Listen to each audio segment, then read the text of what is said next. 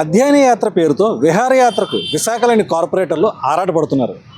ఇప్పుడు ఇదే అంశం గ్రేటర్ విశాఖ మున్సిపల్ కార్పొరేషన్లో తీవ్ర చర్చనీయాంశం అవుతుంది.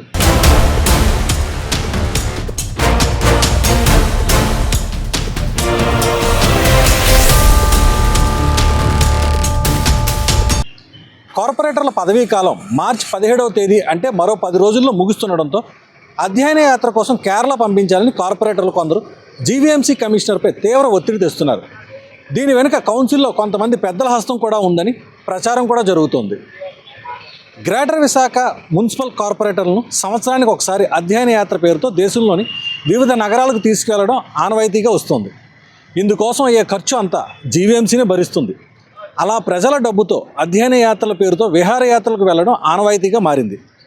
2021లో జీవీఎంసీ పాలకవర్గం ఏర్పడిన తర్వాత ఇప్పటి వరకు 4 సార్లు 15 రోజుల పాటు పలు నగరాల్లో అధ్యయన యాత్రకు వెళ్లడం జరిగింది. అయితే కరోనా కారణంగా 2021లో వెళ్ళలేదు.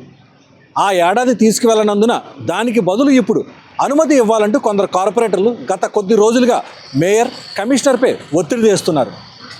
విశాఖ నగరంలో కీలకంగా వ్యవహరిస్తున్న కొందరు ప్రజాప్రతినిధులను కలిసి కమిషనర్కు చెప్పించారు.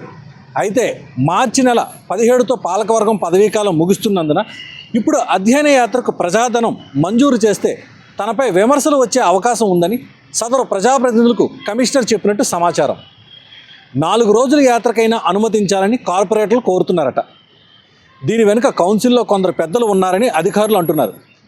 గతంలో అధ్యయన యాత్రకు వెళ్ళినప్పుడల్లా ఖర్చులు కార్పొరేటర్లందరికీ సర్దుబాటు చేయాల్సి ఉందంటూ వివిధ విభాగాలు, కాంట్రాక్టర్ల నుంచి డబ్బులు వసూలు చేసేవారని ఆరోపిస్తున్నారు.